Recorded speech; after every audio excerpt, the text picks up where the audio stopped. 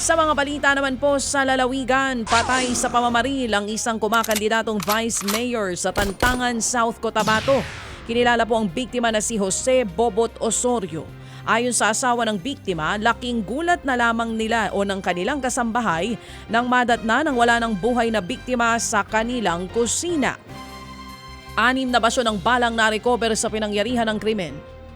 Wala raw ideya ang pamilya ng biktima kung sinong salarin at kung ano ang motibo sa pagpatay. Pero meron daw nangyaring demandahan sa pagitan nila ng kanyang kapitbahay na isang retiradong pulis dahil sa agawan sa lupa. Meron na raw person of interest ang mga pulis. Patay din ang 2 trabahador matapos naman matabunan ng semento sa isang cement factory sa San Fernando, Cebu.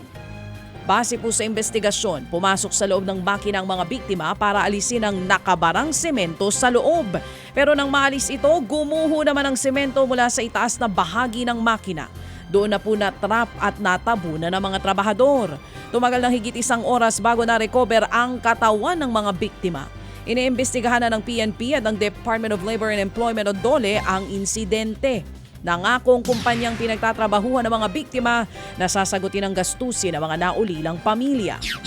Nagtigil operasyon din muna ang nasabing kumpanya.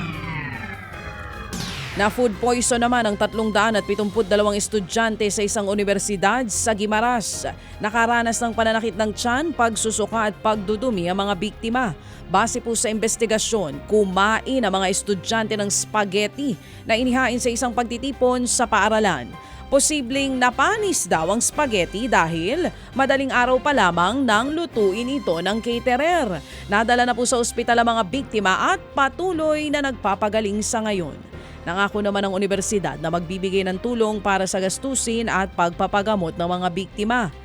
Iimbestigahan din daw nila ang insidente at titiyaking hindi na ito mauulit para sa kaligtasan ng mga estudyante.